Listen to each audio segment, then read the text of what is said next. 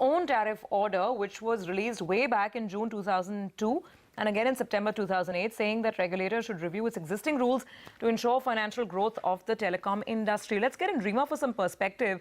Rima, what order are we talking about? I mean, this is a really old dated order which Telecom Commission is telling the regulator to go over again. Well, in fact, Surbhi, instead of me, we've got the expert as well joining in. We've got Rajan Mathews of COAI who's here with us. Mr. Mathews, if you could jog our memory and tell us what this tariff order and direction is of June 2002 and September 2008, and what the TRAI can do in light of the fact that revenues for the industry have declined in the last 2 quarters on account of Jio's free offering.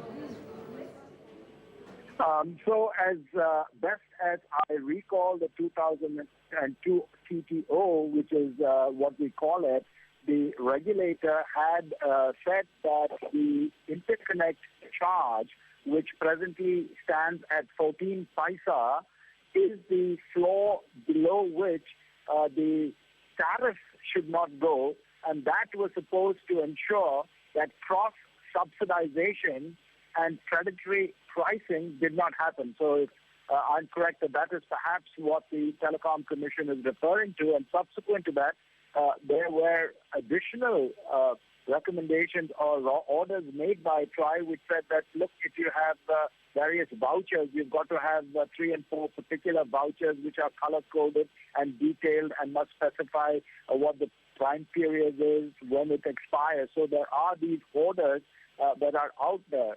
So if I understand the Telecom Commission's request to TRAI, it is perhaps to ask them to clarify how those orders are being implemented and vis-a-vis the impact on the health, the financial health of the industry, and what those orders were intended to achieve vis-a-vis financial health of the industry.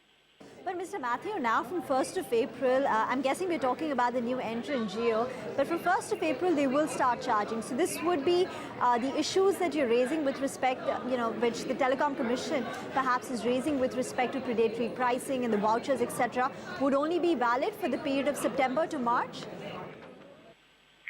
So technically, if you look at the discussion paper that was just recently released by TRAI itself, it has itself said that there was ambiguity or no clarity around period for the offers. There was ambiguity around the definition of predatory pricing, what constitutes dominant market share, and so they had asked for input into this.